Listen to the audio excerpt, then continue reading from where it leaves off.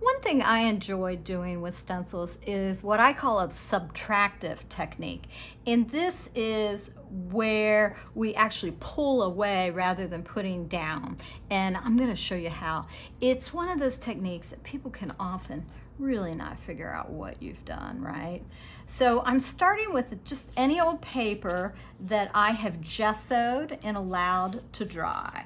So that's what I'm applying this on, and you can use any paints for this. I've made it work with distress crayons, with scribble sticks, with all sorts of things. I don't believe this is gonna work with watercolor, but any of your acrylic paints, this would work great. I'm just using a couple different colors because I thought it might be pretty.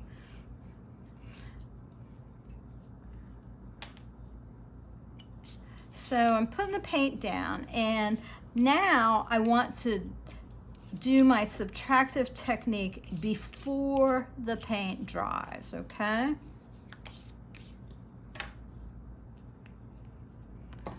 So here's a stencil. I'm gonna lay it down on top of there, and I've got a baby wipe here. You could use probably a damp rag or whatever you have, and just kind of pull, pounce, pull.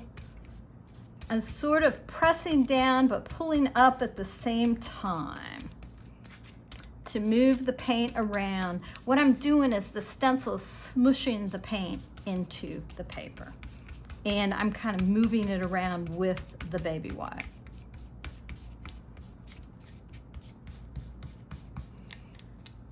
And you pull it up and you get this kind of magic.